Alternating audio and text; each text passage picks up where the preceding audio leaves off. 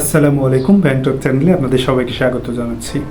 একটা প্রশ্ন আপনাদের সবার মাথায় ঘুরপাক খাচ্ছে এবং আমাকে বারবার বিভিন্নভাবে জিজ্ঞেস করেছেন ইনবক্সে এবং কমেন্টসে। সেটা হচ্ছে যে ভাইয়া বা স্যার, আমার 1 মিনিট ভাইবা নিয়েছে, জাস্ট গেছি ভাইবাতে নাম কি জিজ্ঞেস করেছে, বাবা মা কী করে, ফ্যামিলি কি করে বা কী অবস্থা, পড়াশোনা কত দূর, এরপরে বলেছেন আপনি আসতে পারেন। অথবা কাউকে জিজ্ঞেস করেছে আপনার নাম কি, কোথায় পড়াশোনা করেছেন, আচ্ছা ঠিক আছে আপনি আসতে পারেন। কাউকে জিজ্ঞেস করেছে যে আপনার অনার্স কমপ্লিট না, তাহলে এখন পড়াশোনা করবেন, তো পড়াশোনা তো সুযোগ হবে না, তাহলে কিভাবে চাকরিটা করবেন।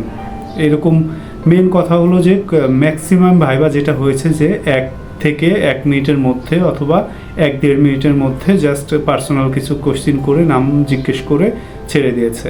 এখন আমি কিভাবে বুঝবো যে আসলে আমার মানে চাকরিটা হওয়ার সম্ভাবনা কতটুকু? ভালো করে মিলিয়ে নিন, কয়েকটা ক্রাইটেরিয়া আছে যে জানার যে আপনার চাকরিটা হওয়ার সম্ভাবনা কতটুকু। মিনিমাম এটা আসলে কোনো গ্যারান্টি বা ওয়ারেন্টি দেওয়া যায় না, বাট কিছু সিমটম আছে যেগুলোতে বোঝা যায় যে আপনাকে পজিটিভলি নিয়েছে ভাইবা বোর্ডে নাকি নেগেটিভলি নিয়েছে। মানে আপনার চাকরিটা হওয়ার সম্ভাবনা বেশ ভালো পর্যায়ে আছে নাকি আপনার চাকরিটা হবেই না, এরকম কিছু সিমটম আছে যেগুলো বোঝা যায়।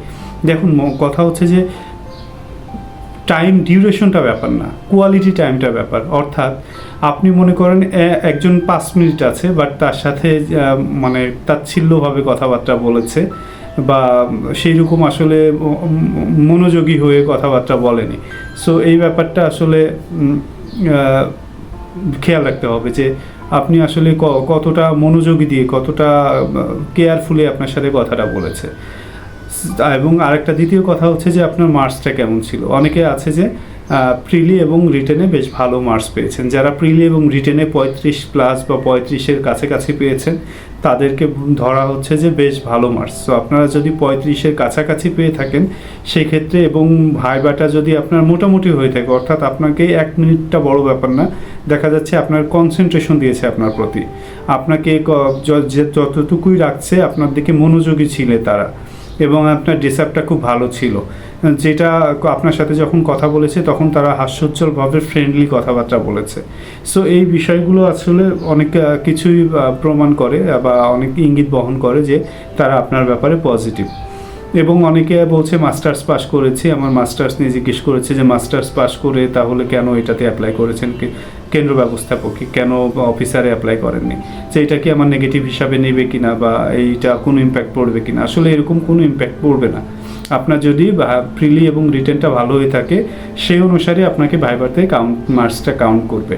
এবং আপনার প্রশ্ন এবং চোখের চাহনি দেখে ওনাদের ইন্টারাকশনটা আপনি সবচেয়ে ভালো বলতে পারবেন যে আপনার সাথে কেমন ইন্টারাকশনটা করেছে। আপনার সাথে যদি ইন্টারাকশনটা খুবই ভালো করে থাকে, হাসি মুখে কথা বলে থাকে, তাহলে বুঝতে হবে যে আপনার প্রতি অ্যাপ্রোচটা তাদের অনেক ভালো ছিল।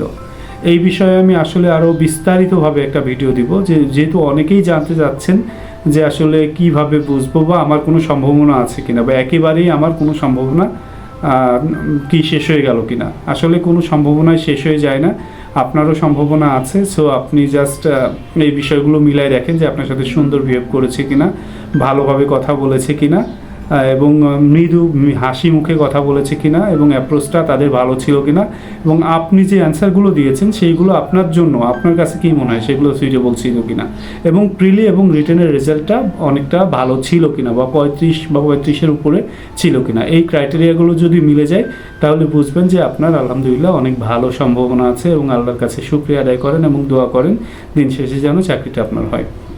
সো সবার জন্য শুভকামনা রইল। আমি এই বিষয়ে আরেকটা সেকেন্ড পার্টের ভিডিও দেবো আজকে, আসলে এই সম্ভাবনার প্রথম পার্ট, এবং দ্বিতীয় পার্টে আরেকটা ভিডিও দেবো। সঙ্গেই থাকুন আরও ডিটেলস বিশ্লেষণ করে। ততক্ষণ সবাই সুন্দর থাকুন। আসসালামু আলাইকুম।